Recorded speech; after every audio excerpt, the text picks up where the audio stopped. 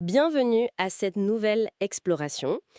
Aujourd'hui, on se plonge dans un univers fascinant, celui de Dune, de Frank Herbert. Ah, Dune. Oui, et c'est bien plus qu'une simple histoire de science-fiction, non.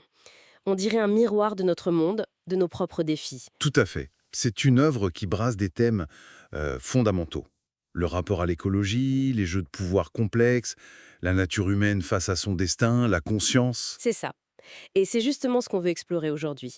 Voir comment ces thèmes résonnent avec une perspective éthique plus large, une vision qui embrasse l'interconnexion entre l'individu, la société, l'environnement. Une invitation à penser en système en quelque sorte. Exactement. Alors, par où commencer? Peut-être par Arrakis elle-même, cette planète désertique? Oui, Arrakis, c'est le cœur, c'est pas juste un décor. C'est un écosystème extrême. Chaque chose dépend des autres.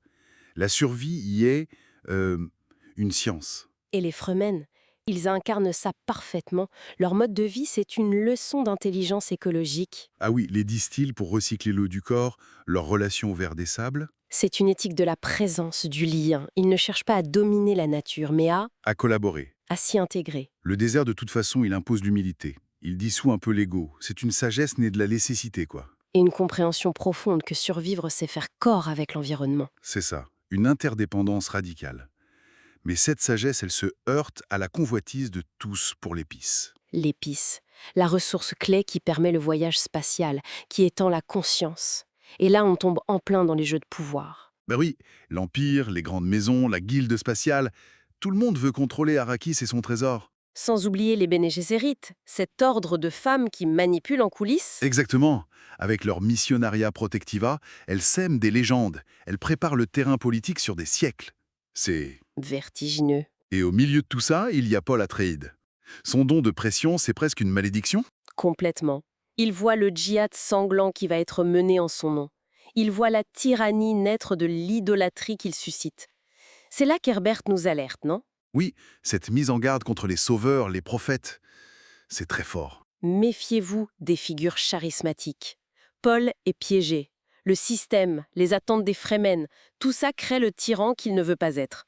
L'idolâtrie mène au désastre. Même son fils Leto II poussera cette logique à l'extrême. Ah oui, le dieu empereur. Un contrôle total, tyrannique, mais pour assurer la survie à très long terme de l'humanité. C'est complexe. Cette idée de lucidité face au système est vraiment centrale. D'ailleurs, dans Dune, il n'y a plus de machines pensantes, elles ont été détruites. Oui, après le djihad butolien.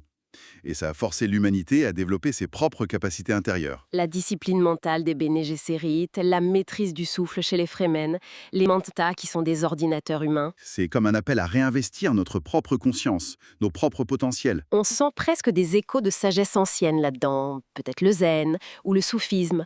Cette importance de la présence, du silence. Oui, cette discipline intérieure, cette intuition profonde.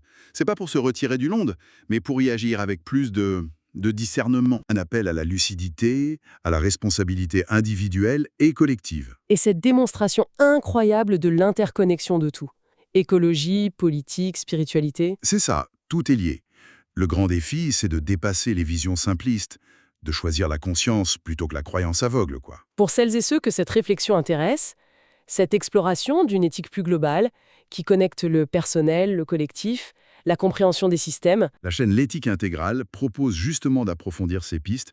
On y trouve d'autres contenus pour réfléchir à comment habiter le monde avec cette lucidité, cette responsabilité. en reconnaissant cette unité du vivant que Dune illustre si bien. N'hésitez pas à aller jeter un œil, à écouter d'autres contenus de l'éthique intégrale et bien sûr à vous abonner si ça vous parle. Et on pourrait peut-être finir sur une question que Dune nous laisse. Oui, par exemple, dans nos vies, à qui, à quoi remettons notre pouvoir, parfois sans même s'en rendre compte, et comment cultiver notre propre désert intérieur, cet espace de lucidité pour mieux naviguer dans la complexité actuelle.